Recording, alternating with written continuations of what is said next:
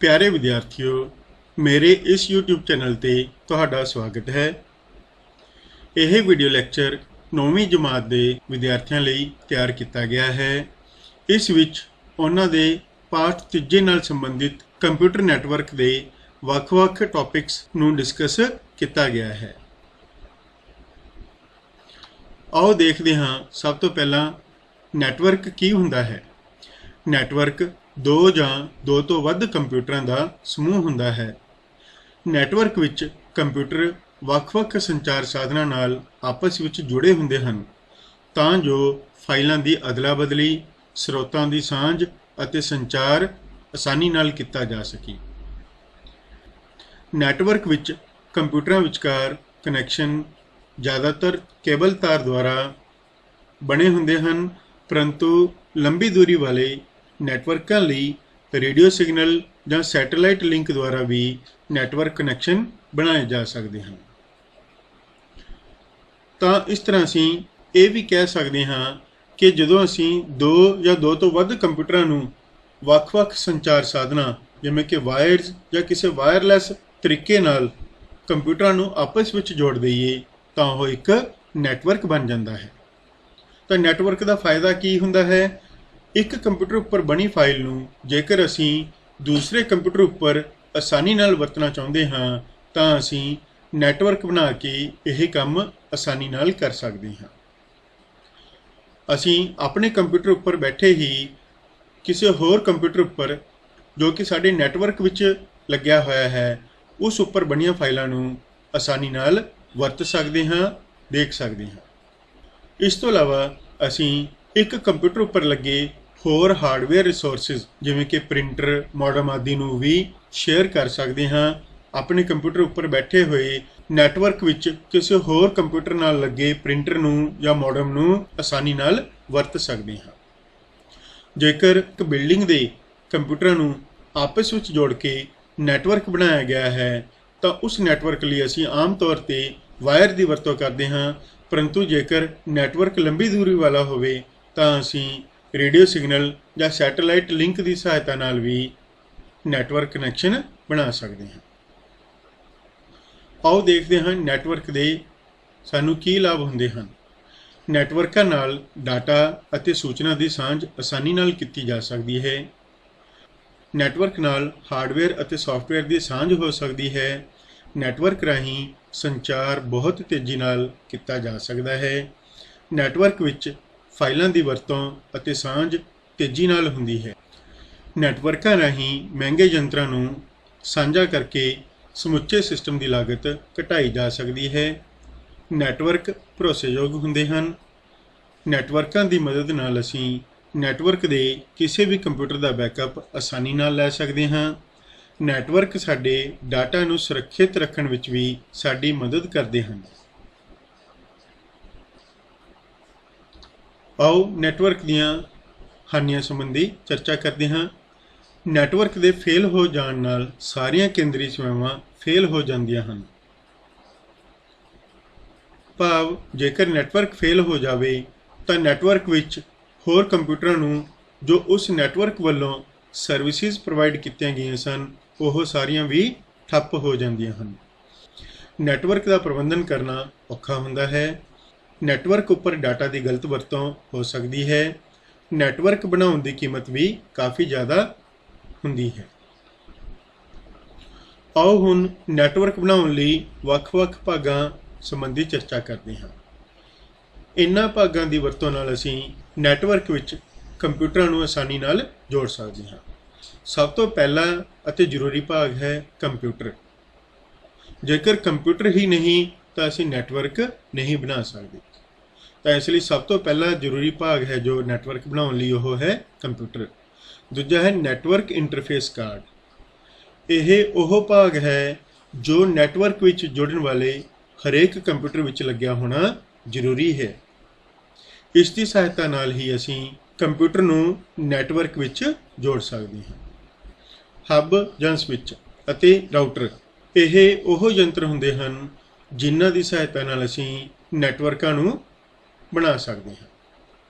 आओ हुण इन्हां भागां संबंधी विस्तार विच चर्चा करते हैं। ਸਭ ਤੋਂ ਪਹਿਲਾ ਭਾਗ ਕੰਪਿਊਟਰ। ਨੈਟਵਰਕ ਵਿੱਚ ਦੋ ਕਿਸਮਾਂ ਦੇ ਕੰਪਿਊਟਰ ਹੁੰਦੇ ਹਨ, ਕਲਾਇੰਟ ਕੰਪਿਊਟਰ ਅਤੇ ਸਰਵਰ ਕੰਪਿਊਟਰ, ਜਿਵੇਂ ਕਿ ਤੁਹਾਨੂੰ ਚਿੱਤਰ ਵਿੱਚ ਦਿਖਾਇਆ ਗਿਆ ਹੈ। ਇਸ ਵਿੱਚ ਤਿੰਨ ਕੰਪਿਊਟਰਾਂ ਨੂੰ ਜੋੜ ਕੇ ਇੱਕ ਨੈਟਵਰਕ ਬਣਾਇਆ ਗਿਆ ਹੈ। ਇੱਕ ਕੰਪਿਊਟਰ ਸਰਵਰ ਕੰਪਿਊਟਰ ਹੈ ਅਤੇ ਬਾਕੀ ਕੰਪਿਊਟਰ ਕਲਾਇੰਟ ਕੰਪਿਊਟਰ ਦੇ ਤੌਰ ਤੇ ਦਰਸਾਏ ਗਏ ਹਨ, ਜਿਨ੍ਹਾਂ ਨੂੰ ਆਪਸ ਵਿੱਚ ਇੱਕ ਨੈਟਵਰਕ ਦੁਆਰਾ ਜੋੜਿਆ ਗਿਆ ਹੈ। ਸਰਵਰ ਕੰਪਿਊਟਰ ਉਹ ਕੰਪਿਊਟਰ ਹੁੰਦਾ ਹੈ ਜੋ ਨੈਟਵਰਕ ਵਿੱਚ ਜੁੜੇ ਹੋਰ ਕੰਪਿਊਟਰਾਂ ਨੂੰ ਜਾਂ ਕਲਾਇੰਟ ਕੰਪਿਊਟਰਾਂ ਨੂੰ ਸਰਵਿਸਿਜ਼ ਪ੍ਰੋਵਾਈਡ ਕਰਦਾ ਹੈ। ਜੇਕਰ ਅਸੀਂ ਕਿਸੇ ਪ੍ਰਿੰਟਰ ਜਾਂ ਮੋਡਮ ਨੂੰ ਨੈਟਵਰਕ ਵਿੱਚ ਜੁੜੇ ਸਾਰੇ ਕੰਪਿਊਟਰਾਂ ਨਾਲ ਸਾਂਝਾ ਕਰਨਾ ਚਾਹੁੰਦੇ ਹਾਂ ਤਾਂ ਉਸ ਨੂੰ ਸਰਵਰ ਕੰਪਿਊਟਰ ਨਾਲ ਅਟੈਚ ਕੀਤਾ ਜਾਵੇਗਾ। ਤਾਂ ਇਸ ਤਰ੍ਹਾਂ ਸਰਵਰ ਕੰਪਿਊਟਰ ਉਹ ਕੰਪਿਊਟਰ ਹੋਇਆ ਜੋ ਨੈਟਵਰਕ ਵਿੱਚ ਜੁੜੇ ਹੋਰ ਕੰਪਿਊਟਰਾਂ ਨੂੰ ਸਰਵਿਸਿਜ਼ ਪ੍ਰੋਵਾਈਡ ਕਰਦਾ ਹੈ।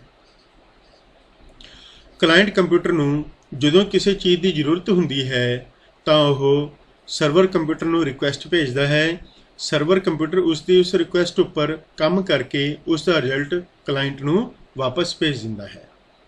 ਸਰਵਰ ਕੰਪਿਊਟਰ ਕਲਾਇੰਟ ਕੰਪਿਊਟਰਾਂ ਦੇ ਮੁਕਾਬਲੇ ਸ਼ਕਤੀਸ਼ਾਲੀ ਕੰਪਿਊਟਰ ਹੁੰਦੇ ਹਨ। ਨੈਟਵਰਕ ਦਾ ਦੂਜਾ ਭਾਗ ਹੈ NIC ਨੈਟਵਰਕ ਇੰਟਰਫੇਸ ਕਾਰਡ, ਜਿਸ ਨੂੰ ਨੈਟਵਰਕ ਇੰਟਰਫੇਸ ਯੂਨਿਟ NIU ਵੀ ਕਿਹਾ ਜਾ ਸਕਦਾ ਹੈ।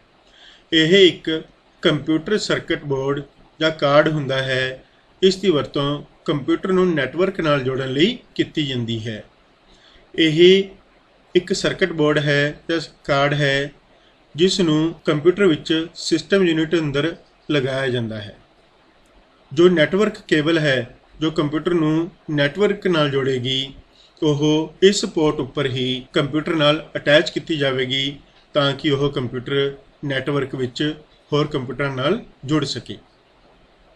ਇਹ ਨੈਟਵਰਕ ਕੇਬਲ ਦਾ ਚਿੱਤਰ ਹੈ ਅਤੇ ਇਹ ਨੈਟਵਰਕ ਇੰਟਰਫੇਸ ਕਾਰਡ ਦਾ ਸਰਕਟ ਬੋਰਡ ਦਾ ਚਿੱਤਰ ਹੈ ਜੋ ਨੈਟਵਰਕ ਵਿੱਚ ਜੋੜਨ ਵਾਲੇ ਹਰੇਕ ਕੰਪਿਊਟਰ ਵਿੱਚ ਲੱਗਿਆ ਹੋਣਾ ਜ਼ਰੂਰੀ ਹੁੰਦਾ ਹੈ। ਆਓ ਦੇਖਦੇ ਹਾਂ ਨੈਟਵਰਕ ਦਾ ਅਗਲਾ ਭਾਗ, ਹੱਬ ਜਾਂ ਸਵਿੱਚ। ਹੱਬ ਇੱਕ ਹਾਰਡਵੇਅਰ ਯੰਤਰ ਹੈ ਜੋ ਨੈਟਵਰਕ ਵਿੱਚ ਵਰਤਿਆ ਜਾਂਦਾ ਹੈ। ਇਹ ਚਿੱਤਰ ਹੱਬ ਜਾਂ ਸਵਿੱਚ ਨੂੰ ਦਰਸਾ ਰਿਹਾ ਹੈ। ਇਸ ਵਿੱਚ ਵੱਖ-ਵੱਖ ਪੋਰਟ ਲੱਗੇ ਹੁੰਦੇ ਹਨ, ਜਿਸ ਵਿੱਚ ਵੱਖ-ਵੱਖ ਕੰਪਿਊਟਰਾਂ ਤੋਂ ਵਾਇਰਜ਼ ਨੂੰ ਲਿਆ ਕੇ ਇਹਨਾਂ ਪੋਰਟਸ ਵਿੱਚ ਅਟੈਚ ਕੀਤਾ ਜਾਂਦਾ ਹੈ। ਇਸ ਦੀ ਵਰਤੋਂ ਸਟਾਰ ਟੋਪੋਲੋਜੀ ਵਿੱਚ ਕਈ ਕੰਪਿਊਟਰਾਂ ਨੂੰ ਆਪਸ ਵਿੱਚ ਜੋੜਨ ਲਈ ਕੀਤੀ ਜਾਂਦੀ ਹੈ। ਸਧਾਰਨ ਰੂਪ ਵਿੱਚ ਹੱਬ ਇੱਕ ਪੋਰਟ ਤੋਂ ਡਾਟਾ ਪ੍ਰਾਪਤ ਕਰਦਾ ਹੈ ਅਤੇ ਫਿਰ ਇਸ ਡਾਟਾ ਨੂੰ ਡੁਪਲੀਕੇਟ ਕਰਕੇ ਬਾਕੀ ਸਮੂਹ ਪੋਰਟਾਂ ਉੱਪਰ ਉਪਲਬਧ ਕਰਵਾਉਂਦਾ ਹੈ। ਇਸ ਤਰ੍ਹਾਂ ਹੱਬ ਇਸ ਨਾਲ ਜੁੜੇ ਕੰਪਿਊਟਰਾਂ ਵਿੱਚ ਡਾਟਾ ਵੰਡ ਦੀ ਸਹੂਲਤ ਪ੍ਰਦਾਨ ਕਰਦਾ ਹੈ। ਆਓ ਸਟਾਰ ਟੋਪੋਲੋਜੀ ਵਿੱਚ ਹੱਬ ਜਾਂ ਸਵਿੱਚ ਦੇ ਕੰਮ ਨੂੰ ਇਸ ਚਿੱਤਰ ਰਾਹੀਂ ਸਮਝਣ ਦੀ ਕੋਸ਼ਿਸ਼ ਕਰੀਏ। ਇਸ ਤਰ੍ਹਾਂ ਦੀ ਇੱਕ ਹੱਬ ਜਾਂ ਸਵਿੱਚ ਦੀ ਵਰਤੋਂ ਕਰਦੇ ਹੋਏ ਅਸੀਂ ਕੁਝ ਕੰਪਿਊਟਰਾਂ ਨੂੰ ਆਪਸ ਵਿੱਚ ਜੋੜ ਕੇ ਇੱਕ ਨੈਟਵਰਕ ਬਣਾਇਆ ਹੈ। ਹਰੇਕ ਕੰਪਿਊਟਰ ਵਿੱਚ ਨੈਟਵਰਕ ਇੰਟਰਫੇਸ ਕਾਰਡ ਨਾਲ ਵਾਇਰ ਨੂੰ ਜੋੜਨ ਤੋਂ ਬਾਅਦ ਇਸ ਸਵਿੱਚ ਜਾਂ ਹੱਬ ਨਾਲ ਜੋੜਿਆ ਗਿਆ ਹੈ। ਜੇਕਰ ਇੱਕ ਕੰਪਿਊਟਰ ਨੈਟਵਰਕ ਵਿੱਚ ਜੁੜੇ ਹੋਰ ਕੰਪਿਊਟਰਾਂ ਨੂੰ ਡਾਟਾ ਭੇਜਣਾ ਚਾਹੁੰਦਾ ਹੈ ਤਾਂ ਉਹ ਇਸ ਸਵਿੱਚ ਨੂੰ ਡਾਟਾ ਭੇਜੇਗਾ। ਇਸ ਸਵਿੱਚ ਤੋਂ ਹੀ ਡਾਟਾ ਬਾਕੀ ਹੋਰ ਕੰਪਿਊਟਰਾਂ ਨੂੰ ਅੱਗੇ ਭੇਜਿਆ ਜਾਵੇਗਾ। ਇਸ ਤਰ੍ਹਾਂ ਦੇ ਬਣੇ ਨੈਟਵਰਕ ਦੀ ਕਿਸਮ ਨੂੰ ਸਟਾਰ ਟੋਪੋਲੋਜੀ ਵੀ ਕਿਹਾ ਜਾਂਦਾ ਹੈ। ਆਓ ਹੁਣ ਰਾਊਟਰ ਸੰਬੰਧੀ ਜਾਣਕਾਰੀ ਹਾਸਲ ਕਰਦੇ ਹਾਂ। ਰਾਊਟਰ ਵੀ ਇੱਕ ਹਾਰਡਵੇਅਰ ਯੰਤਰ ਹੈ ਜੋ ਨੈਟਵਰਕ ਵਿੱਚ ਵਰਤਿਆ ਜਾਂਦਾ ਹੈ। ਇਹ ਚਿੱਤਰ ਰਾਊਟਰ ਨੂੰ ਦਰਸਾ ਰਿਹਾ ਹੈ। ਇਹ ਨੈਟਵਰਕ ਵਿੱਚ ਡਾਟਾ ਨੂੰ ਪ੍ਰਾਪਤ ਕਰਦਾ ਹੈ, ਪ੍ਰਾਪਤ ਕੀਤੇ ਡਾਟਾ ਦਾ ਨਿਰੀਖਣ ਕਰਦਾ ਹੈ ਅਤੇ ਡਾਟਾ ਨੂੰ ਉਸੇ ਨੈਟਵਰਕ ਵਿੱਚ ਜਾਂ ਹੋਰ ਨੈਟਵਰਕ ਵਿੱਚ ਅੱਗੇ ਭੇਜ ਦਿੰਦਾ ਹੈ। ਆਓ ਨੈਟਵਰਕ ਟੋਪੋਲੋਜੀਆਂ ਅਤੇ ਉਹਨਾਂ ਦੀਆਂ ਵੱਖ-ਵੱਖ ਕਿਸਮਾਂ ਸੰਬੰਧੀ ਜਾਣਕਾਰੀ ਹਾਸਲ ਕਰੀਏ। ਨੈਟਵਰਕ ਵਿੱਚ ਕੰਪਿਊਟਰਾਂ ਨੂੰ ਆਪਸ ਵਿੱਚ ਜੋੜਨ ਦੇ ਕਈ ਵੱਖ-ਵੱਖ ਤਰੀਕੇ ਹੋ ਸਕਦੇ ਹਨ। ਇਹਨਾਂ ਵੱਖ-ਵੱਖ ਤਰੀਕਿਆਂ ਨੂੰ ਹੀ ਨੈਟਵਰਕ ਟੋਪੋਲੋਜੀਜ਼ ਕਿਹਾ ਜਾਂਦਾ ਹੈ। ਇਹ ਟੋਪੋਲੋਜੀਜ਼ ਹੇਠ ਲਿਖੀਆਂ ਕਿਸਮਾਂ ਦੀਆਂ ਹੋ ਸਕਦੀਆਂ ਹਨ। Bus topology, ring topology, star topology, mesh topology, tree topology ਅਤੇ ਹਾਈਬ੍ਰਿਡ ਟੋਪੋਲੋਜੀ। ਆਓ ਹੁਣ ਇਹਨਾਂ ਵੱਖ-ਵੱਖ ਟੋਪੋਲੋਜੀ ਸੰਬੰਧੀ ਜਾਣਕਾਰੀ ਹਾਸਲ ਕਰੀਏ। ਇਹ ਵੱਖ-ਵੱਖ ਕਿਸਮਾਂ ਦੀਆਂ ਨੈਟਵਰਕ ਟੋਪੋਲੋਜੀਆਂ ਦੀਆਂ ਡਾਇਗਰਾਮਸ ਤੁਹਾਨੂੰ ਦਰਸਾਈਆਂ ਗਈਆਂ ਹਨ। ਪਹਿਲੀ ਡਾਇਗਰਾਮ ਬਸ ਟੋਪੋਲੋਜੀ ਨੂੰ ਦਰਸਾਉਂਦੀ ਹੈ, ਦੂਜੀ ਰਿੰਗ ਟੋਪੋਲੋਜੀ ਨੂੰ, ਅਗਲੀ ਡਾਇਗਰਾਮ ਸਟਾਰ ਟੋਪੋਲੋਜੀ ਨੂੰ, ਉਸ ਤੋਂ ਅਗਲੀ ਡਾਇਗਰਾਮ ਮੈਸ਼ ਟੋਪੋਲੋਜੀ, ਫਿਰ ਟਰੀ ਟੋਪੋਲੋਜੀ। ਹਾਈਬ੍ਰਿਡ ਟੋਪੋਲੋਜੀ ਇਹਨਾਂ ਵਿੱਚੋਂ ਕਿਸੇ ਵੀ ਦੋ ਜਾਂ ਦੋ ਤੋਂ ਵੱਧ ਟੋਪੋਲੋਜੀਜ਼ ਨੂੰ ਆਪਸ ਵਿੱਚ ਜੋੜ ਕੇ ਬਣਾਇਆ ਜਾਂਦਾ ਹੈ। ਆਓ ਸਭ ਤੋਂ ਪਹਿਲਾਂ ਬਸ ਟੋਪੋਲੋਜੀ ਨੂੰ ਡਿਸਕਸ ਕਰਦੇ ਹਾਂ। ਇਹ ਟੋਪੋਲੋਜੀ ਇੱਕ ਬਹੁਤ ਸਧਾਰਨ ਟੋਪੋਲੋਜੀ ਹੈ ਜਿਸ ਵਿੱਚ ਸਾਰੇ ਕੰਪਿਊਟਰ ਇੱਕ ਸਿੰਗਲ ਕੇਬਲ ਜਾਂ ਤਾਰ ਨਾਲ ਜੁੜੇ ਹੁੰਦੇ ਹਨ। ਇਸ ਕੇਬਲ ਨੂੰ ਬਸ ਕਿਹਾ ਜਾਂਦਾ ਹੈ, ਜਿਵੇਂ ਕਿ ਹੇਠਾਂ ਚਿੱਤਰ ਵਿੱਚ ਦਿਖਾਇਆ ਗਿਆ ਹੈ। ਇਹ ਕੇਬਲ ਬਸ ਕਹਾਉਂਦੀ ਹੈ। ਸਾਰੇ ਕੰਪਿਊਟਰ ਇਸ ਬੱਸ ਨਾਲ ਜੁੜੇ ਹੁੰਦੇ ਹਨ। ਜਦੋਂ ਕਿਸੇ ਕੰਪਿਊਟਰ ਨੇ ਡਾਟਾ ਟ੍ਰਾਂਸਫਰ ਕਰਨਾ ਹੈ ਤਾਂ ਉਹ ਕੰਪਿਊਟਰ ਆਪਣੇ ਡਾਟਾ ਨੂੰ ਇਸ ਬੱਸ ਉੱਪਰ ਰੱਖ ਦਿੰਦਾ ਹੈ ਅਤੇ ਇਸ ਬੱਸ ਰਾਹੀਂ ਉਹ ਡਾਟਾ ਹੋਰ ਕੰਪਿਊਟਰਾਂ ਤੱਕ ਪਹੁੰਚਾਇਆ ਜਾਂਦਾ ਹੈ। ਨੈਟਵਰਕ ਵਿੱਚ ਜੁੜਨ ਵਾਲੇ ਸਾਰੇ ਯੰਤਰ ਜਾਂ ਕੰਪਿਊਟਰ ਇਸ ਬੱਸ ਨਾਲ ਹੀ ਜੁੜੇ ਹੁੰਦੇ ਹਨ। Star topology. ਇਸ ਟੋਪੋਲੋਜੀ ਵਿੱਚ ਸਾਰੇ ਕੰਪਿਊਟਰ ਇੱਕ ਕੇਂਦਰੀ ਡਿਵਾਈਸ ਨਾਲ ਜੁੜੇ ਹੁੰਦੇ ਹਨ ਜਿਸ ਨੂੰ ਹੱਬ ਕਿਹਾ ਜਾਂਦਾ ਹੈ। ਜਿਵੇਂ ਕਿ ਹੇਠਾਂ ਚਿੱਤਰ ਵਿੱਚ ਤੁਹਾਨੂੰ ਇਹ ਸਵਿੱਚ ਜਾਂ ਹੱਬ ਦਿਖਾਈ ਗਈ ਹੈ ਜਿਸ ਨਾਲ ਬਾਕੀ ਸਾਰੇ ਕੰਪਿਊਟਰਾਂ ਨੂੰ ਆਪਸ ਵਿੱਚ ਜੋੜਿਆ ਗਿਆ ਹੈ। ਜਦੋਂ ਨੈਟਵਰਕ ਵਿਚਲਾ ਕੋਈ ਵੀ ਕੰਪਿਊਟਰ ਕਿਸੇ ਦੂਸਰੇ ਕੰਪਿਊਟਰ ਨਾਲ ਸੰਚਾਰ ਕਰਨਾ ਚਾਹੁੰਦਾ ਹੈ ਤਾਂ ਉਹ ਸੰਚਾਰ ਇਸ ਸਵਿੱਚ ਜਾਂ ਹੱਬ ਰਾਹੀਂ ਹੀ ਸੰਭਵ ਹੁੰਦਾ ਹੈ। Ring topology. ਰਿੰਗ ਟੋਪੋਲੋਜੀ ਵਿੱਚ ਸਾਰੇ ਕੰਪਿਊਟਰ ਇੱਕ ਰਿੰਗ ਦੀ ਤਰ੍ਹਾਂ ਜੁੜੇ ਹੁੰਦੇ ਹਨ। ਇਸ ਵਿੱਚ ਹਰੇਕ ਨੋਡ ਜਾਂ ਕੰਪਿਊਟਰ ਅੱਗੇ ਦੋ ਹੋਰ ਨੋਡਸ ਜਾਂ ਕੰਪਿਊਟਰ ਨਾਲ ਜੁੜਿਆ ਹੁੰਦਾ ਹੈ। ਜਿਵੇਂ ਕਿ ਇਹ ਕੰਪਿਊਟਰ ਆਪਣੇ ਨਾਲ ਵਾਲੇ ਦੋ ਕੰਪਿਊਟਰਾਂ ਨਾਲ ਜੁੜਿਆ ਹੋਇਆ ਹੈ ਅਤੇ ਸਾਰੇ ਕੰਪਿਊਟਰ ਇੱਕ ਚੱਕਰ ਵਿੱਚ ਜੁੜੇ ਹੋਏ ਹਨ ਜਿਸ ਨੂੰ ਰਿੰਗ ਵੀ ਕਿਹਾ ਜਾਂਦਾ ਹੈ। ਇਸੇ ਕਾਰਨ ਇਸ ਟੋਪੋਲੋਜੀ ਨੂੰ ਰਿੰਗ ਟੋਪੋਲੋਜੀ ਕਿਹਾ ਜਾਂਦਾ ਹੈ। ਹਰੇਕ ਕੰਪਿਊਟਰ ਆਪਣੇ ਨਾਲ ਵਾਲੇ ਜੁੜੇ ਕੰਪਿਊਟਰਾਂ ਨਾਲ ਹੀ ਸਿੱਧੇ ਤੌਰ ਤੇ ਸੰਚਾਰ ਕਰ ਸਕਦਾ ਹੈ, ਪਰੰਤੂ ਜੇਕਰ ਇਹ ਕੰਪਿਊਟਰ ਇਸ ਕੰਪਿਊਟਰ ਨੂੰ ਡਾਟਾ ਭੇਜਣਾ ਚਾਹੁੰਦਾ ਹੈ ਤਾਂ ਇਹ ਪਹਿਲਾਂ ਇਸ ਕੰਪਿਊਟਰ ਨੂੰ ਡਾਟਾ ਭੇਜੇਗਾ, ਫਿਰ ਇਸ ਕੰਪਿਊਟਰ ਤੋਂ ਇਸ ਕੰਪਿਊਟਰ ਵੱਲ ਡਾਟਾ ਭੇਜਿਆ ਜਾਵੇਗਾ। ਰਿੰਗ ਟੋਪੋਲੋਜੀ ਦੀਆਂ ਕਿਸਮਾਂ। ਇਹ ਟੋਪੋਲੋਜੀ ਹੇਠ ਲਿਖੇ ਦੋ ਤਰ੍ਹਾਂ ਦੀ ਹੁੰਦੀ ਹੈ, ਸਿੰਗਲ ਰਿੰਗ ਅਤੇ ਡਿਊਲ ਰਿੰਗ। Single ring. ਇਸ ਟੋਪੋਲੋਜੀ ਵਿੱਚ ਇੱਕ ਹੀ ਕੇਬਲ ਦੀ ਸਾਂਝ ਕੀਤੀ ਜਾਂਦੀ ਹੈ ਅਤੇ ਡਾਟਾ ਇੱਕੋ ਹੀ ਦਿਸ਼ਾ ਵਿੱਚ ਭੇਜਿਆ ਜਾਂਦਾ ਹੈ, ਜਿਵੇਂ ਕਿ ਹੇਠਾਂ ਚਿੱਤਰ ਵਿੱਚ ਦਿਖਾਇਆ ਗਿਆ ਹੈ। ਇਹ ਸਿੰਗਲ ਰਿੰਗ ਟੋਪੋਲੋਜੀ ਦੀ ਉਦਾਹਰਣ ਹੈ। ਇਸ ਵਿੱਚ ਡਾਟਾ ਕੇਵਲ ਇੱਕ ਹੀ ਦਿਸ਼ਾ ਵਿੱਚ ਭੇਜਿਆ ਜਾ ਸਕਦਾ ਹੈ ਅਤੇ ਸਾਰੇ ਕੰਪਿਊਟਰ ਆਪਸ ਵਿੱਚ ਇੱਕ ਸਿੰਗਲ ਕੇਬਲ ਦੀ ਸਹਾਇਤਾ ਨਾਲ ਹੀ ਜੁੜੇ ਹੋਏ ਹਨ। Dual ring. ਇਸ ਟੋਪੋਲੋਜੀ ਵਿੱਚ ਦੋ ਤਰ੍ਹਾਂ ਦੀ ਰਿੰਗ ਕੇਬਲ ਵਰਤੀ ਜਾਂਦੀ ਹੈ, ਜਿਵੇਂ ਕਿ ਇਸ ਚਿੱਤਰ ਵਿੱਚ ਦਿਖਾਇਆ ਗਿਆ ਹੈ। ਦੋ ਕੇਬਲ ਵਾਇਰਸ ਦੀ ਵਰਤੋਂ ਨਾਲ ਕੰਪਿਊਟਰਸ ਨੂੰ ਆਪਸ ਵਿੱਚ ਜੋੜਿਆ ਜਾਂਦਾ ਹੈ। ਇਸ ਕਾਰਨ ਇਸ ਟੋਪੋਲੋਜੀ ਵਿੱਚ ਡਾਟਾ ਦੋਵੇਂ ਦਿਸ਼ਾਵਾਂ ਵਿੱਚ ਭੇਜਿਆ ਜਾ ਸਕਦਾ ਹੈ, ਭਾਵ ਡਾਟਾ ਕਲੋਕਵਾਈਜ਼ ਅਤੇ ਐਂਟੀ ਕਲੋਕਵਾਈਜ਼ ਦੋਵੇਂ ਦਿਸ਼ਾਵਾਂ ਵਿੱਚ ਭੇਜਿਆ ਜਾ ਸਕਦਾ ਹੈ। Mash topology. ਮੈਸ਼ ਦਾ ਮਤਲਬ ਹੁੰਦਾ ਹੈ ਜਾਲ।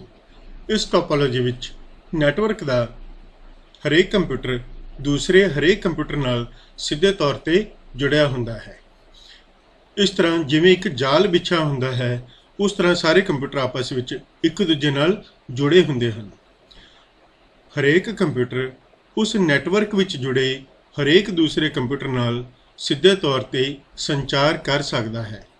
ਜਿਵੇਂ ਕਿ ਹੇਠਾਂ ਚਿੱਤਰ ਵਿੱਚ ਦਿਖਾਇਆ ਗਿਆ ਹੈ, ਜੇਕਰ ਇਹ ਕੰਪਿਊਟਰ ਬਾਕੀ ਕੰਪਿਊਟਰਾਂ ਨੂੰ ਡਾਟਾ ਭੇਜਣਾ ਚਾਹੁੰਦਾ ਹੈ ਤਾਂ ਉਹ ਸਿੱਧੇ ਤੌਰ ਤੇ ਉਹਨਾਂ ਨੂੰ ਡਾਟਾ ਡਾਇਰੈਕਟ ਭੇਜ ਰਿਹਾ ਹੈ, ਕਿਉਂਕਿ ਇਹ ਕੰਪਿਊਟਰ ਸਿੱਧੇ ਤੌਰ ਤੇ ਬਾਕੀ ਸਾਰੇ ਕੰਪਿਊਟਰਾਂ ਨਾਲ ਜੁੜਿਆ ਹੋਇਆ ਹੈ। Tree topology. ਇਹ ਟੋਪੋਲੋਜੀ ਦੋ ਜਾਂ ਦੋ ਤੋਂ ਵੱਧ ਸਟਾਰ ਟੋਪੋਲੋਜੀਜ਼ ਨੂੰ ਆਪਸ ਵਿੱਚ ਜੋੜ ਕੇ ਬਣਾਈ ਜਾਂਦੀ ਹੈ, ਜਿਵੇਂ ਕਿ ਹੇਠਾਂ ਚਿੱਤਰ ਵਿੱਚ ਦਿਖਾਇਆ ਗਿਆ ਹੈ। ਇਹ ਪਹਿਲੀ ਸਵਿੱਚ ਹੈ ਜਿਸ ਨਾਲ ਇੱਕ ਅਲੱਗ ਨੈਟਵਰਕ ਵਿੱਚ ਕੰਪਿਊਟਰਾਂ ਨੂੰ ਜੋੜਿਆ ਗਿਆ ਹੈ। ਇਹ ਦੂਸਰੀ ਸਵਿੱਚ ਹੈ ਜਿਸ ਵਿੱਚ ਕੰਪਿਊਟਰਾਂ ਦਾ ਅਲੱਗ ਨੈਟਵਰਕ ਬਣਿਆ ਹੋਇਆ ਹੈ। ਇਹ ਤੀਸਰੀ ਸਵਿੱਚ ਹੈ ਜਿਸ ਵਿੱਚ ਕੰਪਿਊਟਰਾਂ ਨੂੰ ਆਪਸ ਵਿੱਚ ਜੋੜ ਕੇ ਇੱਕ ਵੱਖਰਾ ਨੈਟਵਰਕ ਬਣਾਇਆ ਗਿਆ ਹੈ। ਤਾਂ ਇਹ ਤਿੰਨੇ ਹੀ ਸਟਾਰ ਟੋਪੋਲੋਜੀਜ਼ ਵਾਲੇ ਨੈਟਵਰਕ ਹਨ। ਇਹਨਾਂ ਨੈਟਵਰਕਾਂ ਨੂੰ ਆਪਸ ਵਿੱਚ ਜੋੜ ਕੇ ਜੋ ਟੋਪੋਲੋਜੀ ਬਣਦੀ ਹੈ ਉਸ ਨੂੰ ਟਰੀ ਟੋਪੋਲੋਜੀ ਕਿਹਾ ਜਾਂਦਾ ਹੈ। ਤਾਂ ਇਸ ਤਰ੍ਹਾਂ ਇਸ ਟੋਪੋਲੋਜੀ ਦੀ ਮਦਦ ਨਾਲ ਇੱਕ ਨੈਟਵਰਕ ਵਿਚਲਾ ਡਾਟਾ ਉਸ ਨੈਟਵਰਕ ਨਾਲ ਜੁੜੇ ਹੋਰ ਨੈਟਵਰਕਾਂ ਵਿੱਚ ਵੀ ਭੇਜਿਆ ਜਾ ਸਕਦਾ ਹੈ। Hybrid topology. ਇਹ ਟੋਪੋਲੋਜੀ ਦੋ ਜਾਂ ਦੋ ਤੋਂ ਵੱਧ ਵੱਖ-ਵੱਖ ਕਿਸਮਾਂ ਦੀਆਂ ਟੋਪੋਲੋਜੀਆਂ ਨੂੰ ਆਪਸ ਵਿੱਚ ਜੋੜ ਕੇ ਬਣਾਈ ਜਾਂਦੀ ਹੈ। ਜਿਵੇਂ ਕਿ ਇਹ ਰੈੱਡ ਕਲਰ ਦੇ ਕੰਪਿਊਟਰ ਇੱਕ ਵੱਖਰੇ ਨੈਟਵਰਕ ਨੂੰ ਦਰਸਾਉਂਦੇ ਹਨ ਅਤੇ ਇਹ ਗ੍ਰੀਨ ਕਲਰ ਦੇ ਕੰਪਿਊਟਰ ਇੱਕ ਵੱਖਰੇ ਨੈਟਵਰਕ ਨੂੰ ਦਰਸਾਉਂਦੇ ਹਨ। ਇਹਨਾਂ ਦੋਵੇਂ ਨੈਟਵਰਕਾਂ ਨੂੰ ਆਪਸ ਵਿੱਚ ਇੱਕ ਬੱਸ ਕੇਬਲ ਦੀ ਸਹਾਇਤਾ ਨਾਲ ਜੋੜਿਆ ਗਿਆ ਹੈ। ਤਾਂ ਇਸ ਤਰ੍ਹਾਂ ਇਹ ਟੋਪੋਲੋਜੀ ਸਟਾਰ ਟੋਪੋਲੋਜੀ ਅਤੇ ਬੱਸ ਟੋਪੋਲੋਜੀ ਦਾ ਮਿਸ਼ਰਣ ਹੈ, ਜਿਸ ਕਾਰਨ ਇਸ ਨੂੰ ਹਾਈਬ੍ਰਿਡ ਟੋਪੋਲੋਜੀ ਕਿਹਾ ਜਾਂਦਾ ਹੈ। ਇਸ ਤਰ੍ਹਾਂ ਕਿਸੇ ਵੀ ਦੋ ਜਾਂ ਦੋ ਤੋਂ ਵੱਧ ਵੱਖ-ਵੱਖ ਕਿਸਮਾਂ ਦੀਆਂ ਟੋਪੋਲੋਜੀਆਂ ਨੂੰ ਆਪਸ ਵਿੱਚ ਜੋੜ ਕੇ ਹਾਈਬ੍ਰਿਡ ਟੋਪੋਲੋਜੀ ਬਣਾਈ ਜਾ ਸਕਦੀ ਹੈ। ਆਓ ਹੁਣ ਡਾਟਾ ਸੰਚਾਰ ਦੇ ਜਾਂ ਡਾਟਾ ਕਮਿਊਨੀਕੇਸ਼ਨ ਦੇ ਵੱਖ-ਵੱਖ ਹਿੱਸਿਆਂ ਸੰਬੰਧੀ ਜਾਣਕਾਰੀ ਹਾਸਲ ਕਰਦੇ ਹਾਂ। ਦੋ ਜਾਂ ਦੋ ਤੋਂ ਵੱਧ ਕੰਪਿਊਟਰਾਂ ਵਿਚਕਾਰ ਡਾਟਾ ਦੇ ਆਦਾਨ ਪ੍ਰਦਾਨ ਨੂੰ ਡਾਟਾ ਕਮਿਊਨੀਕੇਸ਼ਨ ਜਾਂ ਡਾਟਾ ਸੰਚਾਰ ਕਿਹਾ ਜਾਂਦਾ ਹੈ। ਡਾਟਾ ਕਮਿਊਨੀਕੇਸ਼ਨ ਲਈ ਹੇਠਾਂ ਦਿੱਤੇ ਭਾਗਾਂ ਦੀ ਵਰਤੋਂ ਕੀਤੀ ਜਾਂਦੀ ਹੈ। ਸੈਂਡਰ, ਇਹ ਉਹ ਵਿਅਕਤੀ ਜਾਂ ਉਹ ਕੰਪਿਊਟਰ ਹੁੰਦਾ ਹੈ ਜੋ ਨੈਟਵਰਕ ਵਿੱਚ ਡਾਟਾ ਭੇਜ ਰਿਹਾ ਹੈ। ਰਿਸੀਵਰ, ਉਹ ਵਿਅਕਤੀ ਜਾਂ ਉਹ ਕੰਪਿਊਟਰ ਹੁੰਦਾ ਹੈ ਜੋ ਨੈਟਵਰਕ ਵਿੱਚ ਡਾਟਾ ਪ੍ਰਾਪਤ ਕਰ ਰਿਹਾ ਹੈ। ਮਾਧਿਅਮ, ਉਹ ਰਸਤਾ ਹੁੰਦਾ ਹੈ ਜਿਸ ਰਾਹੀਂ ਡਾਟਾ ਸੈਂਡਰ ਤੋਂ ਰਿਸੀਵਰ ਵੱਲ ਆ ਜਾ ਸਕੇਗਾ। ਪ੍ਰੋਟੋਕੋਲ, ਉਹ ਨਿਯਮ ਹੁੰਦੇ ਹਨ ਜਿਨ੍ਹਾਂ ਦੀ ਵਰਤੋਂ ਨਾਲ ਇਹ ਸੰਚਾਰ ਸੰਭਵ ਹੁੰਦਾ ਹੈ, ਜਿਵੇਂ ਕਿ ਚਿੱਤਰ ਵਿੱਚ ਦਿਖਾਇਆ ਗਿਆ ਹੈ। ਇਹ ਸੈਂਡਰ ਕੰਪਿਊਟਰ ਹੈ ਜੋ ਇਸ ਮੈਸੇਜ ਨੂੰ ਇਸ ਮਾਧਿਅਮ ਰਾਹੀਂ ਰਿਸੀਵਰ ਨੂੰ ਭੇਜ ਰਿਹਾ ਹੈ। ਜਦੋਂ ਸੈਂਡਰ ਡਾਟਾ ਭੇਜ ਰਿਹਾ ਹੈ ਜਾਂ ਰਿਸੀਵਰ ਡਾਟਾ ਪ੍ਰਾਪਤ ਕਰ ਰਿਹਾ ਹੈ, ਉਸ ਸਮੇਂ ਕੁਝ ਨਿਯਮ ਵਰਤੇ ਜਾਂਦੇ ਹਨ। ਇਹਨਾਂ ਨਿਯਮਾਂ ਦੇ ਅਨੁਸਾਰ ਹੀ ਡਾਟਾ ਦਾ ਆਦਾਨ ਪ੍ਰਦਾਨ ਸੰਭਵ ਹੁੰਦਾ ਹੈ। ਇਹਨਾਂ ਨਿਯਮਾਂ ਨੂੰ ਪ੍ਰੋਟੋਕੋਲ ਕਿਹਾ ਜਾਂਦਾ ਹੈ। ਜਿਸ ਤਰ੍ਹਾਂ ਅਸੀਂ ਸੜਕ ਉੱਪਰ ਚੱਲਦੇ ਹਾਂ, ਸੜਕ ਉੱਪਰ ਚੱਲਣ ਦੇ ਆਪਣੇ ਪ੍ਰੋਟੋਕੋਲ ਹਨ। Always keep left. ਸੜਕਾਂ ਉੱਪਰ ਇਹ ਪ੍ਰੋਟੋਕੋਲ ਵਰਤ ਕੇ ਅਸੀਂ ਇੱਕ ਥਾਂ ਤੋਂ ਦੂਜੀ ਥਾਂ ਆ ਜਾ ਸਕਦੇ ਹਾਂ। ਠੀਕ ਇਸੇ ਤਰ੍ਹਾਂ ਕੰਪਿਊਟਰਾਂ ਵਿਚਕਾਰ ਵੀ ਜਦੋਂ ਸੰਚਾਰ ਹੁੰਦਾ ਹੈ ਤਾਂ ਉਸ ਦੇ ਕੁਝ ਨਿਯਮ ਹੁੰਦੇ ਹਨ ਜਿਨ੍ਹਾਂ ਦੀ ਵਰਤੋਂ ਕਰਕੇ ਹੀ ਕੰਪਿਊਟਰ ਆਪਸ ਵਿੱਚ ਸੰਚਾਰ ਕਰ ਸਕਦੇ ਹੁੰਦੇ ਹਨ। ਉਹਨਾਂ ਨਿਯਮਾਂ ਨੂੰ ਪ੍ਰੋਟੋਕੋਲ ਕਿਹਾ ਜਾਂਦਾ ਹੈ। ਸਾਡਾ ਅਗਲਾ ਟੌਪਿਕ ਹੈ ਡਾਟਾ ਟਰਾਂਸਮਿਸ਼ਨ ਦੇ ਵੱਖ-ਵੱਖ ਤਰੀਕੇ। ਦੋ ਜਾਂ ਦੋ ਤੋਂ ਵੱਧ ਕੰਪਿਊਟਰਾਂ ਵਿਚਕਾਰ ਡਾਟਾ ਦੇ ਆਦਾਨ ਪ੍ਰਦਾਨ ਦੇ ਕਈ ਤਰੀਕੇ ਹੁੰਦੇ ਹਨ ਜੋ ਕਿ ਹੇਠਾਂ ਦਿੱਤੇ ਅਨੁਸਾਰ ਹਨ। ਡਾਟਾ ਟਰਾਂਸਮਿਸ਼ਨ ਦੇ ਤਰੀਕੇ, ਪਹਿਲਾ ਤਰੀਕਾ ਹੈ ਸਿੰਪਲੈਕਸ, ਦੂਜਾ ਹੈ ਹਾਫ ਡੁਪਲੈਕਸ ਅਤੇ ਤੀਸਰਾ ਹੈ ਫੁੱਲ ਡੁਪਲੈਕਸ। ਆਓ ਡਾਟਾ ਟਰਾਂਸਮਿਸ਼ਨ ਦੇ ਇਹਨਾਂ ਵੱਖ-ਵੱਖ ਤਰੀਕਿਆਂ ਸੰਬੰਧੀ ਡਿਟੇਲ ਵਿੱਚ ਜਾਣਕਾਰੀ ਹਾਸਲ ਕਰੀਏ। ਸਭ ਤੋਂ ਪਹਿਲਾ ਹੈ ਸਿੰਪਲੈਕਸ ਡਾਟਾ ਟਰਾਂਸਮਿਸ਼ਨ। ਇਸ ਤਰੀਕੇ ਵਿੱਚ ਡਾਟਾ ਦਾ ਸੰਚਾਰ ਇੱਕ ਦਿਸ਼ਾਵੀ ਹੁੰਦਾ ਹੈ। ਇਸ ਵਿਧੀ ਵਿੱਚ ਡਾਟਾ ਜਾਂ ਸੂਚਨਾ ਸਿਰਫ ਇੱਕ ਦਿਸ਼ਾ ਵਿੱਚ ਹੀ ਜਾ ਸਕਦੀ ਹੈ। ਉਦਾਹਰਣ ਲਈ ਕੀਬੋਰਡ ਅਤੇ CPU ਵਿਚਕਾਰ ਸੰਚਾਰ। ਜਿਵੇਂ ਕਿ ਹੇਠਾਂ ਚਿੱਤਰ ਵਿੱਚ ਦਿਖਾਇਆ ਗਿਆ ਹੈ, ਕੀਬੋਰਡ ਤੋਂ ਅਸੀਂ ਡਾਟਾ ਜਾਂ ਸੂਚਨਾ ਕੇਵਲ CPU ਨੂੰ ਭੇਜਦੇ ਹਾਂ। CPU कीबोर्ड ਨੂੰ ਵਾਪਸ ਕੋਈ ਸੂਚਨਾ ਨਹੀਂ ਭੇਜ ਸਕਦਾ। ਇਸ ਤਰ੍ਹਾਂ ਜਦੋਂ ਦੋ ਡਿਵਾਈਸਿਸ ਵਿਚਕਾਰ ਕੇਵਲ ਇੱਕ ਹੀ ਦਿਸ਼ਾ ਵਿੱਚ ਸੰਚਾਰ ਹੁੰਦਾ ਹੈ ਤਾਂ ਉਸ ਨੂੰ ਸਿੰਪਲੈਕਸ ਡਾਟਾ ਟਰਾਂਸਮਿਸ਼ਨ ਕਿਹਾ ਜਾਂਦਾ ਹੈ। दूसरा तरीका है हाफ डुप्लैक्स डाटा ट्रांसमिशन। इस तरीके विच डाटा का संचार दो दिशावी हुंदा है, परंतु यह संचार इक्को समय दोवें दिशावां विच नहीं हो सकता। उदाहरण लई पुलिस जां फौजियां वल्लों वरतिया जाण वाला वॉकी टॉकी सिस्टम, जिवें कि हेठा चित्र विच दिखाया गया है। दो फौजियां विचकार वॉकी टॉकी सिस्टम की सहायता नाल जदों संचार किया जाता है तां पहला फौजी अपने वॉकी टॉकी राही दूसरे फौजी नूं संदेश भेजदा है, फिर दूसरा फौजी वो संदेश प्राप्त होने तो बाद अपने वालों संदेश पहले फौजी वाल वापस भेजदा है। इस तरह इस सिस्टम विच असीं कह सकते हाँ कि डाटा संचार तां दोवें दिशावां विच हुंदा है, परंतु एक समय एक ही दिशा विच संचार संभव हुंदा है। अगला डाटा ट्रांसमिशन का तरीका है फुल डुप्लैक्स। इस तरीके विच भी डाटा का संचार दो दिशावी हुंदा है, परंतु यह संचार इक्को समय दोवें दिशावां विच हो सकता है। उदाहरण लई टैलीफोन सिस्टम, जिवें कि हेठा चित्र विच दिखाया गया है। जदों दो कंप्यूटर सिस्टम इक्को समय ते दोवें दिशावां विच डाटा का आदान प्रदान करते हैं तां उस डाटा ट्रांसमिशन के तरीके नूं फुल डुप्लैक्स कहा जाता है। ਇੱਥੇ ਇਹ ਗੱਲ ਧਿਆਨ ਰੱਖਣ ਯੋਗ ਹੈ ਕਿ ਡਾਟਾ ਦਾ ਸੰਚਾਰ ਦੋਵੇਂ ਦਿਸ਼ਾਵਾਂ ਵਿੱਚ ਇੱਕੋ ਹੀ ਸਮੇਂ ਸੰਭਵ ਹੁੰਦਾ ਹੈ, ਜਦਕਿ ਹਾਫ ਡੁਪਲੈਕਸ ਵਿੱਚ ਦੋਵੇਂ ਦਿਸ਼ਾਵਾਂ ਵਿੱਚ ਸੰਚਾਰ ਤਾਂ ਹੁੰਦਾ ਹੈ ਪਰ ਇੱਕ ਸਮੇਂ ਇੱਕ ਹੀ ਦਿਸ਼ਾ ਵਿੱਚ ਸੰਚਾਰ ਸੰਭਵ ਹੁੰਦਾ ਹੈ। ਆਓ ਹੁਣ ਨੈਟਵਰਕ ਦੀਆਂ ਵੱਖ-ਵੱਖ ਕਿਸਮਾਂ ਸੰਬੰਧੀ ਜਾਣਕਾਰੀ ਹਾਸਲ ਕਰਦੇ ਹਾਂ। ਨੈਟਵਰਕ ਨੂੰ ਉਹਨਾਂ ਦੇ ਭੂਗੋਲਿਕ ਖੇਤਰ ਦੇ ਅਨੁਸਾਰ ਹੇਠ ਲਿਖੇ ਭਾਗਾਂ ਵਿੱਚ ਵੰਡਿਆ ਜਾ ਸਕਦਾ ਹੈ। ਲੋਕਲ ਏਰੀਆ ਨੈਟਵਰਕ, ਜਿਸ ਨੂੰ LAN ਵੀ ਕਿਹਾ ਜਾਂਦਾ ਹੈ, ਮੈਟਰੋਪੋਲੀਟਨ ਏਰੀਆ ਨੈਟਵਰਕ, ਜਿਸ ਨੂੰ MAN ਕਿਹਾ ਜਾਂਦਾ ਹੈ, ਵਾਈਡ ਏਰੀਆ ਨੈਟਵਰਕ, ਜਿਸ ਨੂੰ WAN ਕਿਹਾ ਜਾਂਦਾ ਹੈ, ਅਤੇ ਪਰਸਨਲ ਏਰੀਆ ਨੈਟਵਰਕ, ਜਿਸ ਨੂੰ PAN ਕਿਹਾ ਜਾਂਦਾ ਹੈ। ਇਸ ਤਰ੍ਹਾਂ ਅਸੀਂ ਕਹਿ ਸਕਦੇ ਹਾਂ ਕਿ ਮੁੱਖ ਰੂਪ ਵਿੱਚ ਨੈਟਵਰਕ ਨੂੰ 4 ਕਿਸਮਾਂ ਵਿੱਚ ਵੰਡਿਆ ਜਾ ਸਕਦਾ ਹੈ: LAN, MAN, WAN ਅਤੇ PAN। आओ नैटवर्क ਦੀਆਂ ਕਿਸਮਾਂ ਨੂੰ ਇਸ ਚਿੱਤਰ ਰਾਹੀਂ ਸਮਝਣ ਦੀ ਕੋਸ਼ਿਸ਼ ਕਰਦੇ ਹਾਂ। ਵਾਈਡ ਏਰੀਆ ਨੈਟਵਰਕ, ਇਹ ਨੈਟਵਰਕ ਪੂਰੀ ਦੁਨੀਆ ਵਿੱਚ ਫੈਲਿਆ ਹੁੰਦਾ ਹੈ, ਜਿਸ ਵਿੱਚ ਹਰੇਕ ਦੇਸ਼, ਹਰੇਕ ਰਾਜ, ਹਰੇਕ ਸ਼ਹਿਰ ਦੇ ਕੰਪਿਊਟਰਾਂ ਨੂੰ ਆਪਸ ਵਿੱਚ ਜੋੜਿਆ ਜਾਂਦਾ ਹੈ। ਉਸ ਤੋਂ ਬਾਅਦ ਮੈਟਰੋਪੋਲੀਟਨ ਏਰੀਆ ਨੈਟਵਰਕ, ਇਸ ਨੈਟਵਰਕ ਵਿੱਚ ਇੱਕ ਸ਼ਹਿਰ ਦੇ ਕੰਪਿਊਟਰਾਂ ਨੂੰ ਆਪਸ ਵਿੱਚ ਜੋੜਿਆ ਜਾ ਸਕਦਾ ਹੈ। ਇਹ ਕੰਪਿਊਟਰ ਸ਼ਹਿਰ ਦੇ ਵੱਖ-ਵੱਖ ਕੋਨਿਆਂ ਵਿੱਚ ਵੱਖ-ਵੱਖ ਬਿਲਡਿੰਗਾਂ ਵਿੱਚ ਹੁੰਦੇ ਹਨ, ਜਿਨ੍ਹਾਂ ਨੂੰ ਆਪਸ ਵਿੱਚ ਜੋੜ ਕੇ ਇੱਕ ਵੱਡਾ ਨੈਟਵਰਕ ਬਣਾਇਆ ਜਾਂਦਾ ਹੈ। ਉਸ ਤੋਂ ਬਾਅਦ ਲੋਕਲ ਏਰੀਆ ਨੈਟਵਰਕ ਆਉਂਦਾ ਹੈ।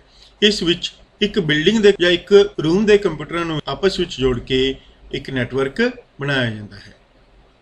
ਉਸ ਤੋਂ ਬਾਅਦ ਹੁੰਦਾ ਪਰਸਨਲ ਏਰੀਆ ਨੈਟਵਰਕ। ਇਸ ਨੈਟਵਰਕ ਵਿੱਚ ਇੱਕ ਪਰਸਨ ਆਪਣੇ ਆਲੇ ਦੁਆਲੇ ਦੇ ਡਿਵਾਈਸਿਸ ਨਾਲ ਕਨੈਕਟ ਹੋ ਕੇ ਇੱਕ ਛੋਟਾ ਜਿਹਾ ਨੈਟਵਰਕ ਬਣਾਉਂਦਾ ਹੈ, ਜਿਸ ਨੂੰ ਪਰਸਨਲ ਏਰੀਆ ਨੈਟਵਰਕ ਕਿਹਾ ਜਾਂਦਾ ਹੈ। ਆਓ ਇਹਨਾਂ ਵੱਖ-ਵੱਖ ਕਿਸਮਾਂ ਦੇ ਨੈਟਵਰਕਾਂ ਸੰਬੰਧੀ ਹੋਰ ਜਾਣਕਾਰੀ ਹਾਸਲ ਕਰੀਏ। ਪਰਸਨਲ ਏਰੀਆ ਨੈਟਵਰਕ, ਜਿਸ ਨੂੰ PAN ਵੀ ਕਿਹਾ ਜਾਂਦਾ ਹੈ, ਇਹ ਉਹ ਨੈਟਵਰਕ ਹੁੰਦਾ ਹੈ ਜੋ ਇੱਕ ਵਿਅਕਤੀ ਦੇ ਆਲੇ ਦੁਆਲੇ ਲੱਗਿਆ ਹੁੰਦਾ ਹੈ। ਜਿਵੇਂ ਕਿ ਇਸ ਚਿੱਤਰ ਵਿੱਚ ਦਿਖਾਇਆ ਗਿਆ ਹੈ, ਇੱਕ ਲੈਪਟਾਪ ਨੂੰ ਮੋਬਾਈਲ ਫੋਨ ਨਾਲ, ਹੈੱਡਫੋਨ ਨਾਲ, ਪ੍ਰਿੰਟਰ ਨਾਲ, ਮਾਊਸ ਨਾਲ ਜਾਂ ਕਿਸੇ ਹੋਰ ਲੈਪਟਾਪ ਨਾਲ ਜੋੜਿਆ ਜਾ ਸਕਦਾ ਹੈ। ਤਾਂ ਇਸ ਤਰ੍ਹਾਂ ਜਦੋਂ ਇੱਕ ਲੈਪਟਾਪ ਕੰਪਿਊਟਰ ਨਾਲ ਉਸ ਦੇ ਆਲੇ ਦੁਆਲੇ ਦੇ ਡਿਵਾਈਸਿਸ ਨੂੰ ਜੋੜਿਆ ਜਾਂਦਾ ਹੈ ਤਾਂ ਉਸ ਤਰ੍ਹਾਂ ਦਾ ਨੈਟਵਰਕ ਪਰਸਨਲ ਏਰੀਆ ਨੈਟਵਰਕ ਅਖਵਾਉਂਦਾ ਹੈ। ਇਸ ਨੈਟਵਰਕ ਦਾ ਦਾਇਰਾ 10 ਮੀਟਰ ਦੇ ਲਗਭਗ ਹੁੰਦਾ ਹੈ। ਇਸ ਤਰ੍ਹਾਂ ਇਹ ਬਹੁਤ ਛੋਟੇ ਨੈਟਵਰਕ ਹੁੰਦੇ ਹਨ। ਇਹ ਨੈਟਵਰਕ ਦਫ਼ਤਰ ਜਾਂ ਰਿਹਾਇਸ਼ਾਂ ਦੇ ਅੰਦਰ ਹੁੰਦੇ ਹਨ। ਲੋਕਲ ਏਰੀਆ ਨੈਟਵਰਕ, ਜਿਸ ਨੂੰ LAN ਵੀ ਕਿਹਾ ਜਾਂਦਾ ਹੈ, ਇਹ ਨੈਟਵਰਕ ਇੱਕ ਛੋਟੇ ਖੇਤਰ ਜਿਵੇਂ ਕਿ ਇੱਕ ਦਫ਼ਤਰ ਦੀ ਬਿਲਡਿੰਗ ਜਾਂ ਸਕੂਲ ਦੀ ਕੰਪਿਊਟਰ ਲੈਬ ਜਾਂ ਘਰ ਵਿੱਚ ਹੁੰਦਾ ਹੈ। ਜਿਵੇਂ ਕਿ ਇਸ ਚਿੱਤਰ ਵਿੱਚ ਦਿਖਾਇਆ ਗਿਆ ਹੈ, ਇੱਕ ਸਕੂਲ ਦੀ ਕੰਪਿਊਟਰ ਲੈਬ ਵਿੱਚ ਵੱਖ-ਵੱਖ ਕੰਪਿਊਟਰਾਂ ਨੂੰ ਆਪਸ ਵਿੱਚ ਜੋੜ ਕੇ ਜੋ ਨੈਟਵਰਕ ਬਣਾਇਆ ਗਿਆ ਹੈ ਉਹ ਲੋਕਲ ਏਰੀਆ ਨੈਟਵਰਕ ਅਖਵਾਉਂਦਾ ਹੈ। ਇਸ ਨੈਟਵਰਕ ਦੀ ਵਰਤੋਂ ਕੰਪਿਊਟਰ ਯੰਤਰਾਂ ਦੇ ਵਿਚਕਾਰ ਸੰਚਾਰ ਕਰਨ ਲਈ ਕੀਤੀ ਜਾਂਦੀ ਹੈ। ਇਹ ਨੈਟਵਰਕ ਫਾਈਲਾਂ ਜਾਂ ਹਾਰਡਵੇਅਰ ਯੰਤਰਾਂ ਨੂੰ ਸਾਂਝਾ ਕਰਨ ਲਈ ਬਣਾਇਆ ਜਾਂਦਾ ਹੈ। ਅਗਲੇ ਨੈਟਵਰਕ ਦੀ ਕਿਸਮ ਹੈ ਮੈਟਰੋਪੋਲੀਟਨ ਏਰੀਆ ਨੈਟਵਰਕ, ਜਿਸ ਨੂੰ ਮੈਨ ਵੀ ਕਿਹਾ ਜਾਂਦਾ ਹੈ। ਇਹ ਇੱਕ ਵੱਡੇ ਖੇਤਰ ਵਿੱਚ ਫੈਲਿਆ ਹੁੰਦਾ ਹੈ। ਜਿਵੇਂ ਕਿ ਸ਼ਹਿਰ ਵਿੱਚ ਫੈਲਿਆ ਹੋਇਆ ਨੈਟਵਰਕ ਮੈਨ ਅਖਵਾਉਂਦਾ ਹੈ। ਜਿਸ ਤਰ੍ਹਾਂ ਕਿ ਇਸ ਚਿੱਤਰ ਵਿੱਚ ਦਿਖਾਇਆ ਗਿਆ ਹੈ, ਇੱਕ ਸ਼ਹਿਰ ਦੀਆਂ ਵੱਖ-ਵੱਖ ਬਿਲਡਿੰਗਾਂ ਵਿੱਚ ਜੋ ਨੈਟਵਰਕ ਬਣੇ ਹੋਏ ਹਨ ਉਹਨਾਂ ਨੂੰ ਆਪਸ ਵਿੱਚ ਜੋੜ ਕੇ ਇੱਕ ਵੱਡਾ ਨੈਟਵਰਕ ਬਣਾਇਆ ਗਿਆ ਹੈ। ਇਸ ਤਰ੍ਹਾਂ ਦੇ ਨੈਟਵਰਕ ਨੂੰ ਮੈਟਰੋਪੋਲੀਟਨ ਏਰੀਆ ਨੈਟਵਰਕ ਕਿਹਾ ਜਾਂਦਾ ਹੈ।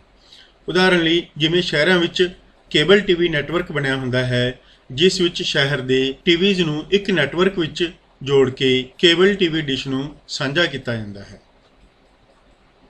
ਨੈਟਵਰਕ ਦੀ ਅਗਲੀ ਕਿਸਮ ਹੈ ਵਾਈਡ ਏਰੀਆ ਨੈਟਵਰਕ। ਇਹ ਇੱਕ ਬਹੁਤ ਵੱਡੇ ਭੂਗੋਲਿਕ ਖੇਤਰ ਜਿਵੇਂ ਕਿ ਦੇਸ਼, ਮਹਾਂਦੀਪ ਜਾਂ ਸਾਰੀ ਦੁਨੀਆ ਵਿੱਚ ਫੈਲਿਆ ਹੋ ਸਕਦਾ ਹੈ। ਇੰਟਰਨੈਟ ਵੈਨ ਨੈਟਵਰਕ ਦੀ ਇੱਕ ਵਧੀਆ ਉਦਾਹਰਣ ਹੈ। ਜਿਵੇਂ ਕਿ ਹੇਠਾਂ ਚਿੱਤਰ ਵਿੱਚ ਦਿਖਾਇਆ ਗਿਆ ਹੈ ਕਿ ਪੂਰੀ ਦੁਨੀਆ ਦੇ ਵੱਖ-ਵੱਖ ਕੋਨਿਆਂ ਵਿੱਚ ਜੋ ਕੰਪਿਊਟਰ ਜਾਂ ਨੈਟਵਰਕ ਮੌਜੂਦ ਹਨ ਉਹਨਾਂ ਨੂੰ ਇੰਟਰਨੈਟ ਦੀ ਸਹਾਇਤਾ ਨਾਲ ਆਪਸ ਵਿੱਚ ਜੋੜ ਕੇ ਇੱਕ ਵੱਡਾ ਨੈਟਵਰਕ ਬਣਾਇਆ ਗਿਆ ਹੈ। ਇਸ ਤਰ੍ਹਾਂ ਦਾ ਨੈਟਵਰਕ ਜੋ ਪੂਰੀ ਦੁਨੀਆ ਵਿੱਚ ਜਾਂ ਪੂਰੇ ਮਹਾਂਦੀਪ ਵਿੱਚ ਜਾਂ ਕਿਸੇ ਪੂਰੇ ਦੇਸ਼ ਵਿੱਚ ਫੈਲਿਆ ਹੁੰਦਾ ਹੈ ਉਸ ਨੂੰ ਵਾਈਡ ਏਰੀਆ ਨੈਟਵਰਕ ਕਿਹਾ ਜਾਂਦਾ ਹੈ। ਪਿਆਰੇ ਵਿਦਿਆਰਥੀਓ, ਆਓ ਹੁਣ ਇਸ ਪਾਠ ਦੇ ਅਭਿਆਸ ਪ੍ਰਸ਼ਨਾਂ ਨੂੰ ਹੱਲ ਕਰਨ ਦੀ ਕੋਸ਼ਿਸ਼ ਕਰਦੇ ਹਾਂ। ਸਭ ਤੋਂ ਪਹਿਲਾਂ ਖਾਲੀ ਥਾਵਾਂ। ਪਹਿਲੀ ਖਾਲੀ ਥਾਂ ਹੈ ਡੈਸ਼ 2 ਜਾਂ 2 ਤੋਂ ਵੱਧ ਕੰਪਿਊਟਰਾਂ ਦਾ ਇਕੱਠ ਹੁੰਦਾ ਹੈ। ਪਿਆਰੇ ਵਿਦਿਆਰਥੀਓ, ਕੀ ਤੁਸੀਂ ਦੱਸ ਸਕਦੇ ਹੋ ਇਹਨਾਂ ਚਾਰਾਂ ਵਿੱਚੋਂ ਕਿਹੜਾ ਸਹੀ ਉੱਤਰ ਇਸ ਖਾਲੀ ਥਾਂ ਵਿੱਚ ਭਰਿਆ ਜਾਵੇਗਾ? ਜੀ ਹਾਂ, ਬਿਲਕੁਲ ਸਹੀ, ਨੈਟਵਰਕ। ਨੈਟਵਰਕ 2 ਜਾਂ 2 ਤੋਂ ਵੱਧ ਕੰਪਿਊਟਰਾਂ ਦਾ ਇਕੱਠ ਹੁੰਦਾ ਹੈ। ਅਗਲੀ ਖਾਲੀ ਥਾਂ ਡੈਸ਼ ਇੱਕ ਆਮ ਕੰਪਿਊਟਰ ਸਿਸਟਮ ਹੈ ਜੋ ਕਿ ਨੈਟਵਰਕ ਵਿੱਚ ਸਰੋਤਾਂ ਦੀ ਸਾਂਝ ਕਰਨ ਲਈ ਜੁੜਿਆ ਹੁੰਦਾ ਹੈ। ਇਸ ਦਾ ਸਹੀ ਉੱਤਰ ਕੀ ਹੋਵੇਗਾ? ਜੀ ਹਾਂ ਪਿਆਰੇ ਬੱਚਿਓ, ਬਿਲਕੁਲ ਸਹੀ, ਕਲਾਇੰਟ। ਡੈਸ਼ ਇੱਕ ਅਜਿਹਾ ਯੰਤਰ ਹੈ ਜੋ ਤੁਹਾਨੂੰ ਬਹੁਪੱਖੀ ਕੰਪਿਊਟਰਾਂ ਨੂੰ ਇਕਹਿਰੇ ਨੈਟਵਰਕ ਯੰਤਰ ਨਾਲ ਜੋੜਨ ਦੀ ਆਗਿਆ ਦਿੰਦਾ ਹੈ। ਪਿਆਰੇ ਬੱਚਿਓ, ਇਹਨਾਂ ਚਾਰਾਂ ਵਿੱਚੋਂ ਸਹੀ ਉੱਤਰ ਕੀ ਹੋਵੇਗਾ? ਜੀ ਹਾਂ, ਬਿਲਕੁਲ ਸਹੀ, ਹੱਬ। ਅਗਲੀ ਖਾਲੀ ਥਾਂ ਡੈਸ਼ ਨੈਟਵਰਕ ਵਿੱਚ ਸਾਰੇ ਯੰਤਰ ਇੱਕੋ ਕੇਬਲ ਦੀ ਸਾਂਝ ਕਰਦੇ ਹਨ ਅਤੇ ਡਾਟਾ ਇੱਕੋ ਦਿਸ਼ਾ ਵਿੱਚ ਜਾਂਦਾ ਹੈ। ਇਸ ਦਾ ਸਹੀ ਉੱਤਰ ਕੀ ਹੋਵੇਗਾ? ਜੀ ਹਾਂ, ਬਿਲਕੁਲ ਸਹੀ, ਸਿੰਗਲ ਰਿੰਗ। ਅਗਲੀ ਖਾਲੀ ਥਾਂ ਡੈਸ਼ ਸੂਚਨਾ ਨੂੰ ਬਣਾ ਕੇ ਅੱਗੇ ਭੇਜਦਾ ਹੈ। ਪਿਆਰੇ ਬੱਚਿਓ, ਇਹਨਾਂ ਚਾਰਾਂ ਵਿੱਚੋਂ ਸਹੀ ਆਪਸ਼ਨ ਕਿਹੜੀ ਹੋਵੇਗੀ? ਜੀ ਹਾਂ, ਬਿਲਕੁਲ ਸਹੀ, ਸੈਂਡਰ। ਪਿਆਰੇ ਵਿਦਿਆਰਥੀਓ, ਬਹੁਤ ਵਧੀਆ। ਤੁਸੀਂ ਇਹ ਸਾਰੇ ਉੱਤਰ ਜੇ ਆਪਣੇ ਆਪ ਹੱਲ ਕਰ ਪਾ ਰਹੇ ਹੋ ਤਾਂ ਇਸ ਦਾ ਮਤਲਬ ਹੈ ਤੁਸੀਂ ਇਸ ਲੈਕਚਰ ਨੂੰ ਬਹੁਤ ਵਧੀਆ ਧਿਆਨ ਨਾਲ ਦੇਖਿਆ ਅਤੇ ਸੁਣਿਆ ਹੈ ਅਤੇ ਨੈਟਵਰਕ ਦੇ ਵੱਖ-ਵੱਖ ਟੌਪਿਕਸ ਦੀ ਤੁਹਾਨੂੰ ਵਧੀਆ ਸਮਝ ਆ ਚੁੱਕੀ ਹੈ। ਪਰੰਤੂ ਜੇਕਰ ਕਿਸੇ ਟੌਪਿਕ ਵਿੱਚ ਕੋਈ ਡਾਊਟ ਹੈ ਤਾਂ ਮੈਂ ਇਹੀ ਰਿਕਮੈਂਡ ਕਰਾਂਗਾ ਕਿ ਤੁਸੀਂ ਇਸ ਵੀਡੀਓ ਲੈਕਚਰ ਨੂੰ ਦੁਬਾਰਾ ਦੇਖੋ, ਧਿਆਨ ਨਾਲ ਸੁਣੋ ਅਤੇ ਆਪਣੇ ਡਾਊਟਸ ਨੂੰ ਕਲੀਅਰ ਕਰੋ। ਆਓ ਹੁਣ ਦੇਖਦੇ ਹਾਂ ਸਹੀ ਗਲਤ। ਲੈਨ ਇੱਕ ਬਹੁਤ ਵੱਡੇ ਭੂਗੋਲਿਕ ਖੇਤਰ ਵਿੱਚ ਹੁੰਦਾ ਹੈ। ਪਿਆਰੇ ਬੱਚਿਓ, ਕੀ ਤੁਸੀਂ ਦੱਸ ਸਕਦੇ ਹੋ ਇਹ ਸਹੀ ਹੈ ਜਾਂ ਗਲਤ? ਜੀ ਹਾਂ, ਇਹ ਗਲਤ ਹੈ। ਕਿਉਂ? ਕਿਉਂਕਿ ਲੈਨ ਇੱਕ ਛੋਟੇ ਜਿਹੇ ਖੇਤਰ ਵਿੱਚ ਇੱਕ ਬਿਲਡਿੰਗ ਜਾਂ ਇੱਕ ਰੂਮ ਵਿੱਚ ਫੈਲਿਆ ਹੁੰਦਾ ਹੈ, ਇਸ ਲਈ ਇਹ ਸਟੇਟਮੈਂਟ ਗਲਤ ਹੋਵੇਗੀ। ਫੁੱਲ ਡੁਪਲੈਕਸ ਵਿੱਚ ਸੂਚਨਾ ਦੋਹਾਂ ਦਿਸ਼ਾਵਾਂ ਵਿੱਚ ਭੇਜੀ ਜਾਂਦੀ ਹੈ? ਜੀ ਹਾਂ, ਇਹ ਸਹੀ ਹੈ। ਪ੍ਰੋਟੋਕਾਲ ਡਾਟਾ ਸੰਚਾਰ ਦੇ ਸਮੇਂ ਵਰਤੇ ਜਾਣ ਦੇ ਨਿਯਮ ਹੁੰਦੇ ਹਨ। ਕੀ ਪਿਆਰੇ ਬੱਚਿਓ, ਤੁਸੀਂ ਇਸ ਦਾ ਉੱਤਰ ਦੱਸ ਸਕਦੇ ਹੋ? ਜੀ ਹਾਂ, ਬਿਲਕੁਲ ਸਹੀ। ਇਸ ਦਾ ਉੱਤਰ ਵੀ ਸਹੀ ਆਵੇਗਾ। ਨੈਟਵਰਕ ਸਾਨੂੰ ਸਿਕਿਉਰਿਟੀ ਪ੍ਰਦਾਨ ਨਹੀਂ ਕਰਦਾ। ਇਸ ਦਾ ਉੱਤਰ ਕੀ ਹੋਵੇਗਾ? ਜੀ ਹਾਂ, ਇਹ ਗਲਤ ਹੈ। ਨੈਟਵਰਕ ਸਾਨੂੰ ਸਿਕਿਉਰਿਟੀ ਪ੍ਰਦਾਨ ਕਰਦੇ ਹਨ। ਕੰਪਿਊਟਰਾਂ ਦੀ ਗਿਣਤੀ ਵਧਣ ਤੇ ਨੈਟਵਰਕ ਦੀ ਕੰਮ ਕਰਨ ਦੀ ਸਮਰੱਥਾ ਵੱਧ ਜਾਂਦੀ ਹੈ। ਜੀ ਹਾਂ, ਇਹ ਸਹੀ ਹੈ। ਪਿਆਰੇ ਬੱਚਿਓ, ਕੀ ਤੁਹਾਨੂੰ ਪਤਾ ਹੈ ਨੈਟਵਰਕ ਟੋਪੋਲੋਜੀਆਂ ਦੇ ਨਾਂ ਕੀ ਹਨ? ਰਾਊਟਰ ਕੀ ਹੁੰਦਾ ਹੈ? ਹੱਬ ਕੀ ਹੁੰਦੀ ਹੈ? ਦੋ ਤਰ੍ਹਾਂ ਦੀਆਂ ਰਿੰਗ ਟੋਪੋਲੋਜੀਜ਼ ਕਿਹੜੀਆਂ ਹੁੰਦੀਆਂ ਹਨ? ਨੈਟਵਰਕ ਕੀ ਹੁੰਦਾ ਹੈ? ਨੈਟਵਰਕ ਦੇ ਲਾਭ ਅਤੇ ਹਾਨੀਆਂ ਕੀ ਹੁੰਦੀਆਂ ਹਨ? ਕੰਪਿਊਟਰ ਨੈਟਵਰਕ ਦੇ ਭਾਗ ਕਿਹੜੇ-ਕਿਹੜੇ ਹਨ?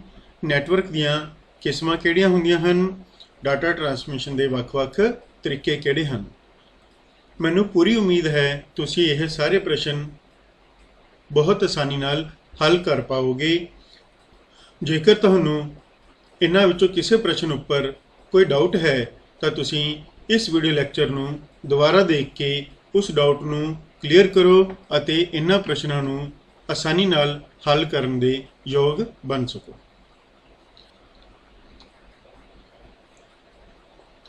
ਪਿਆਰੇ ਵਿਦਿਆਰਥੀਓ, ਜੇਕਰ ਤੁਸੀਂ ਅਜੇ ਤੱਕ ਮੇਰੇ ਇਸ YouTube ਚੈਨਲ ਨੂੰ ਲਾਈਕ ਅਤੇ ਸਬਸਕ੍ਰਾਈਬ ਨਹੀਂ ਕੀਤਾ ਤਾਂ ਕਿਰਪਾ ਕਰਕੇ ਇਸ ਨੂੰ ਜਲਦੀ ਤੋਂ ਜਲਦੀ ਲਾਈਕ ਅਤੇ ਸਬਸਕ੍ਰਾਈਬ ਕਰੋ ਅਤੇ ਬੈਲ ਆਈਕਨ ਨੂੰ ਪ੍ਰੈਸ ਕਰਨਾ ਨਾ ਭੁੱਲੋ ਤਾਂ ਕਿ ਤੁਹਾਨੂੰ ਮੇਰੀਆਂ ਨਵੀਆਂ ਆਉਣ ਵਾਲੀਆਂ ਵੀਡੀਓਜ਼ ਦੀ ਨੋਟੀਫਿਕੇਸ਼ਨ ਮਿਲਦੀ ਰਹੇ। ਧੰਨਵਾਦ। ਅੱਜ ਦੇ ਲੈਕਚਰ ਵਿੱਚ ਇੰਨਾ ਹੀ। ਜਲਦੀ ਹੀ ਮਿਲਾਂਗੇ ਅਗਲੇ ਲੈਕਚਰ ਵਿੱਚ।